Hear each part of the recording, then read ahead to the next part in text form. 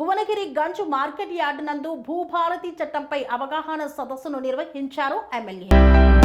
యాదాద్రి భువనగిరి జిల్లా Bhuvanagiri Ganj market yard నందు భూభారతి చట్టంపై అవగాహన సదస్సుకు హాజరయ్యారు భువనగిరి ఎమ్మెల్యే కుంభం అనిల్ కుమార్ రెడ్డి, జిల్లా collector Hanumantha Rao, RDO Krishna Reddy, additional collector Veera Reddy, MRO Anji Reddy, అధికారులు, నాయకులు, మహిళలు, రైతులు ఈ సదస్సులో పాల్గొన్నారు.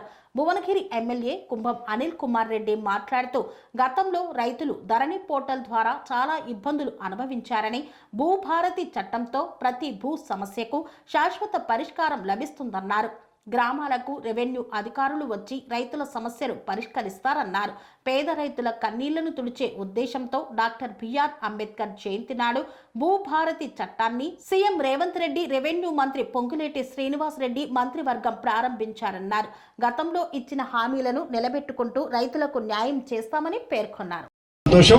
ఈరోజు ఒక గొప్ప కార్యక్రమం ఈరోజు ఇక్కడ భువనగిరిలో ముగుస్తుంది. ఇప్పుడు అంటే కార్యాచరణకు దిగుతారు. ఇప్పుడు ఇక కలెక్టర్ గారు ఇప్పుడే దీన్ని బాగా వివరంగా చెప్పినారు. ఈ యొక్క భూభారతి చట్టం మీద ఈ యొక్క రెవెన్యూ సదస్సులు పెట్టే కార్యక్రమం చేస్తూ మరి నాడు ముఖ్యంగా గత 14వ తారీఖు నాడు ముఖ్యమంత్రి గారు డాక్టర్ బాబాసాహెబ్ అంబేద్కర్ గారి జయంతి రోజున మరి యొక్క భూభారతి కొత్త చట్టం రూపొందించి నాడు అసెంబ్లీలో రూపొందించి దాన్ని బిల్ పాస్ చేసుకొని అందులో మేము కూడా పాల్పంచుకున్నాం. మరి ఆ యొక్క బిల్లు పాస్ అయిన బిల్లును 100 రోజుల పాటు విధి విధానాలు కూడా చేసి మరి గత 14వ తారీఖు నాడు బాబాసాహెబ్ అంబేద్కర్ జయంతి రోజున దాన్ని ఆవిష్కరించారు. రెవెన్యూ అధికారులందరినీ కూడా పిలిచి కలెక్టర్లు కానీ, ఆర్డీఓలు కానీ, ఎంఆర్ఓలు కానీ, మరి రెవెన్యూ వ్యవస్థ అందరినీ కూడా పిలిచి ఏ విధంగా దీన్ని ప్రజలకు మేలు చేసే కార్యక్రమం, గొప్ప చట్టం చేసినాం, ప్రజలకు మేలు చేసే కార్యక్రమం చేయాలని చెప్పి ముఖ్యమంత్రి గారు నాడు మరి శిల్పకళా వేదికలో హైదరాబాద్లో ఆవిష్కరించారు. మరి ఆ తర్వాత మరి 17వ తారీఖు నుంచి రెవెన్యూ శాఖ మరి మంత్రి గారు పొంగులేటి శ్రీనివాస్ రెడ్డి గారు ఈ కార్యక్రమాన్ని ముందుకు తీసుకెళ్తూ ప్రతి జిల్లాలో కార్యక్రమం చేస్తూ 7 మండలాలు దిగ్విజయంగా చేసుకున్నందుకు, ఇవన్నీ కూడా సదస్సులు పెట్టుకున్నందుకు మన జిల్లా రెవెన్యూ యంత్రాంగానికి ముఖ్యంగా కలెక్టర్ గారికి శుభాకాంక్షలు తెలుపుతున్నాం. చాలా సంతోషం. వారు ఇప్పుడు చెప్తుంటే కూడా చూసినాం, ఒక పాఠం చెప్పినట్టుగా వీళ్ళ అర్థం కాలేదని మాత్రం ఎవరు చెప్పరు. ఇక పక్కా సెక్షన్ వారీగా నేను అనుకుంటే ఏ జిల్లాలో కూడా ఇంత పకడ్బందీగా అయితే ఎవరు చెప్తుంటారు. మరి పూర్తిగా మొత్తం అర్థమయ్యేటట్టు చెప్పినారు. చాలా గొప్ప విషయం. దాని మీద మేము మాట్లాడాల్సిన అంశం కూడా పెద్దగా లేదు. సరే, అన్ని మండలాల ఒలిగొండ అయింది, పోచంపల్లి అయింది, బీబీనగర్ అయింది, ఇవాళ భువనగిరి మండలం కంప్లీట్ చేసుకున్నాం. మనకేంటంటే పెద్ద మండలాలు ఉన్నాయి, తక్కువ ఉన్నాయి. మనకు ఆలేరుది పోతే 8 మండలాలు ఉన్నాయి. ఇదే జనాభాకు ఇదే ఓట్లకు. సరే, మనకు మున్సిపాలిటీలు ఎక్కువ ఉండడం. సరే, ఈరోజు మరి ఈ యొక్క కార్యక్రమం గొప్పగా జరుగుతుంది. ఈ రెవెన్యూ సదస్సులు జరిగినాయి. ముఖ్యంగా మీ అందరికి కూడా ఇప్పుడు అధికారులు చెప్పారు, ఆర్డీఓ గారు చెప్పారు, అడిషనల్ కలెక్టర్ గారు చెప్పారు, కలెక్టర్ గారు కూడా చెప్పారు. సరే, ఇందులో మాకు తెలిసిన కాడికి ఏంటంటే, సరే ముఖ్యంగా అంటే పెద్ద విషయంగా నేను భావించేది ఏంటంటే, ఈరోజు 10 లక్షల సాదా బైనామాలు ఈ రాష్ట్రంలో ఉన్నాయి. ఇది పెండింగ్లో ఉన్నాయి, పరిష్కరించని.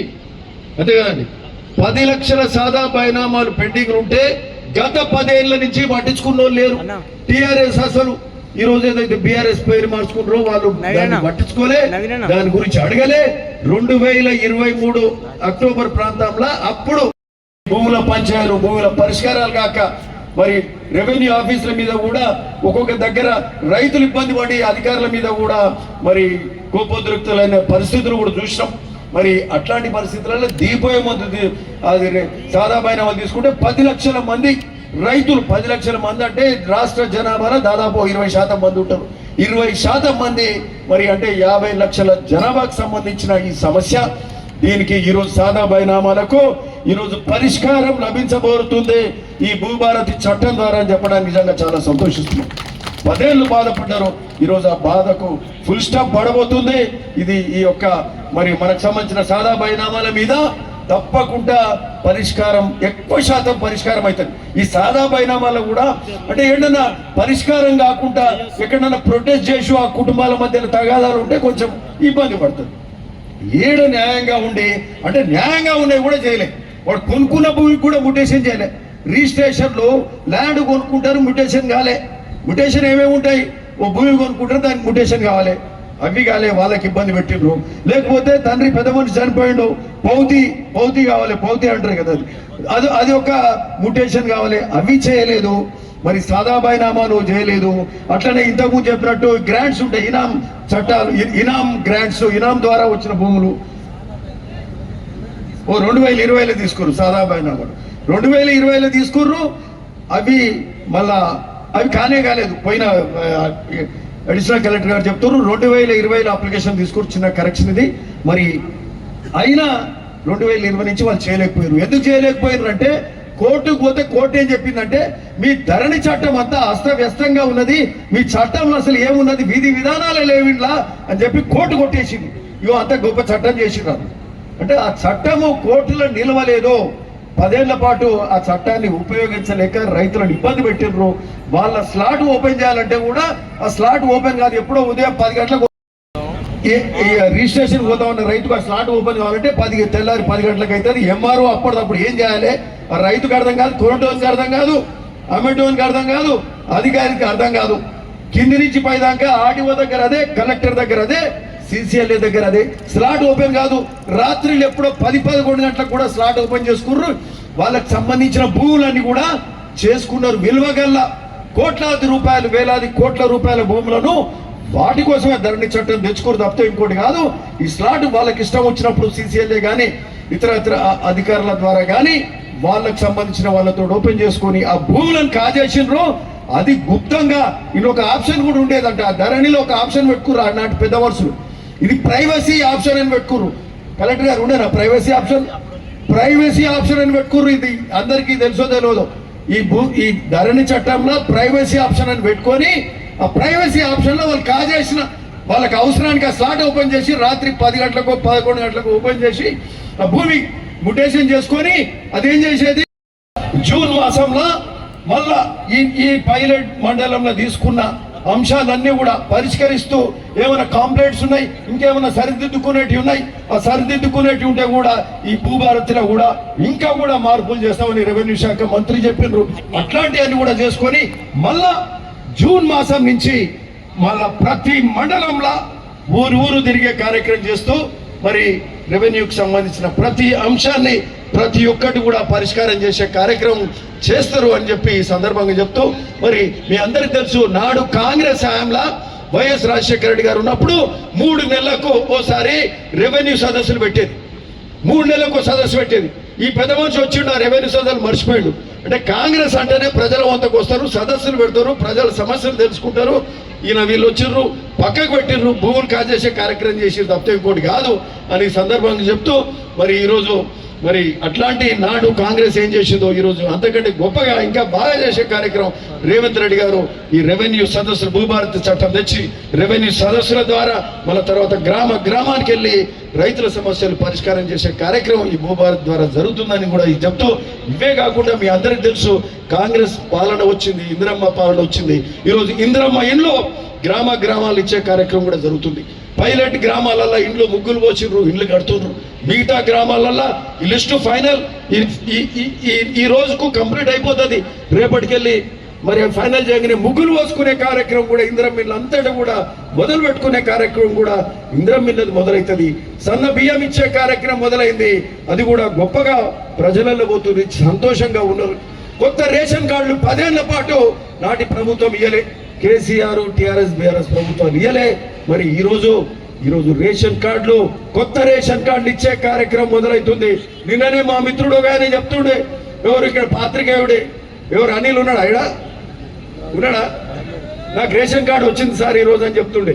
రేషన్ కార్డు వచ్చిందా? రేషన్ కార్డు లేచి మధ్య చేయి చెప్పరాదు. రేషన్ కార్డు వచ్చింది కదా. కొత్త రేషన్ కార్డులు 10 ఏళ్ళు రాలే, ఇప్పుడు వస్తున్నాయి రేషన్ కార్డులు. కనీసము ఒక అనిల్ సాక్షి టీవీ ఆయనకు కొత్త రేషన్ కార్డు వచ్చింది.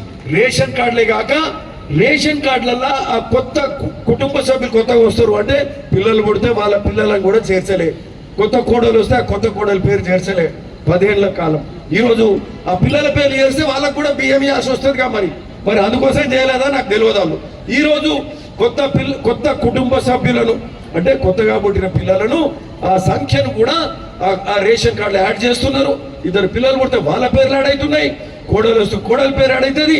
వాళ్ళకు కూడా ఒక్కొక్కరికి 6 కిలోలు సన్న బియ్యం ఇచ్చే కార్యక్రమం కూడా అవుతుంది. ఆల్రెడీ స్టార్ట్ అయింది. మే 1 నుంచి సన్న బియ్యం ఇస్తారు అని చెప్పి ఈ సందర్భంగా చెప్తా ఉన్నాం. సో ఈ విధంగా రేషన్ కార్డులు, సన్న బియ్యము, ఇందిరమిండ్లు, రాజీవ్ యువ వికాసం కూడా 6,000 కోట్లతోటి మరి చదువుకున్న యువత కానీ 10-12 ఇంటర్మీడియట్ డిగ్రీ కానీ వాళ్ళకు 6,000 కోట్ల రూపాయలతోటి సబ్సిడీ కింద 60-70%, 80-90% వరకు సబ్సిడీ మీద 1,00,000 నుంచి 2-3-4 లక్షల వరకు రుణం ఇచ్చే కార్యక్రమం బ్యాంకుల ద్వారా ఇప్పిస్తూ అలా 60-70-80-90% వరకు కూడా సబ్సిడీ ఇస్తూ వాళ్ళ కాళ్ళ మీద వాళ్ళు నిలబడుతూ వాళ్ళకు ఉపాధి మరి వాళ్ళ కాళ్ళ మీద వాళ్ళు నిలబడుతూ ఇంకా ఒకరిద్దరికి ఉపాధి ఇవ్వడానికి కూడా అవకాశం ఇచ్చే కార్యక్రమం రాజీవ్ యువ వికాసం కూడా మరి ఈ ఇందిరమ్మ పాలనలో రేవంత్ రెడ్డి గారు స్టార్ట్ చేసిన అప్లికేషన్ కూడా తీసుకున్నారు. అంటే ఒక్క 4 అంశాలు ఈ నెలలోనే మొదలైనవి. ఒక్క నెలలో ఇన్ని కార్యక్రమాలు మొదలైనవి. ఇవన్నీ కూడా నాటి ప్రభుత్వం ఈ రాష్ట్రాన్ని అప్పులలో ముంచిపోయింది. అప్పులలో ముంచితే కూడా మరి ఇన్ని కార్యక్రమాలు జరుగుతున్నాయి గొప్పగా. ఇవన్నీ కూడా ఇబ్బంది ఉన్నా పైసలు లేకున్నా ఇవన్నీ కార్యక్రమాలు జరుగుతున్నాయంటే చిన్న విషయం కాదని కూడా మీ అందరికి కూడా చెప్తూ మరి ఈరోజు మరి ఆయన చేసిన ఘనకార్యం ఏంటంటే కాళేశ్వరం ప్రాజెక్ట్ ఏమో కూలిపోయింది. కాళేశ్వరం కూలిందని మీ అందరికి తెలుసు కదా, అవునా కదా? ఈ హరీష్ రావు అంటాడు గడికోసారి ఏడగూలింది కాళేశ్వరం అంటాడు. మీరందరూ ఏమంటారు? జర కాళేశ్వరం కూలింది అంటే వాళ్ళంతా చేతులు లేపాలి. జర కూలి చూపెట్టండి బై, ఎంకా చూపెట్టండి, మీడియా ఎంకా చూడండి, చేతులంతా లేపాలి. కాళేశ్వరం కూలిందని చిన్న పిల్ల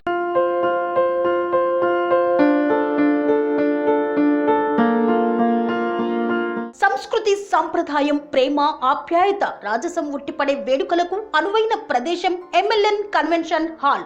కని విని ఎరుగని రీతిలో జరిగే మీ ఇంటి కళ్యాణ వైభోగానికి అందమైన కళ్యాణ వేదిక MLN convention hall. MLN convention hall ప్రత్యేకతలు: సువిశాలమైన wedding halls, centralise AC banquet hall మరియు విశాలమైన డైనింగ్ హాల్, వధువరుల కోసం ప్రత్యేక AC మరియు నాన్ AC గదులు, నక్షత్రాల వెలుగులో పచ్చని పచ్చికపై పార్టీల కోసం అనువైన గార్డెన్. MLN కన్వెన్షన్ లో CCTV పర్యవేక్షణతో పూర్తి భద్రత, 2000 వాహనాలు పార్కు చేసేందుకు సువిశాల పార్కింగ్ సౌకర్యం. మీ ఇంట జరిగే అన్ని శుభకార్యాలకు, పెళ్లి, reception, engagement, birthdays, get together, corporate events, ఏ ఇతర శుభకార్యాలకైనా అందమైన వేదిక MLN కన్వెన్షన్ హాల్. బుకింగ్ కోసం సంప్రదించండి 7550438888 మరియు 7550428888. మా అడ్రస్ చీర్యాల లక్ష్మీ నరసింహస్వామి దేవాలయం ప్రక్కన, near outer ring road, Keesara junction, Cheeryal గ్రామం, మేడ్చల్ జిల్లా.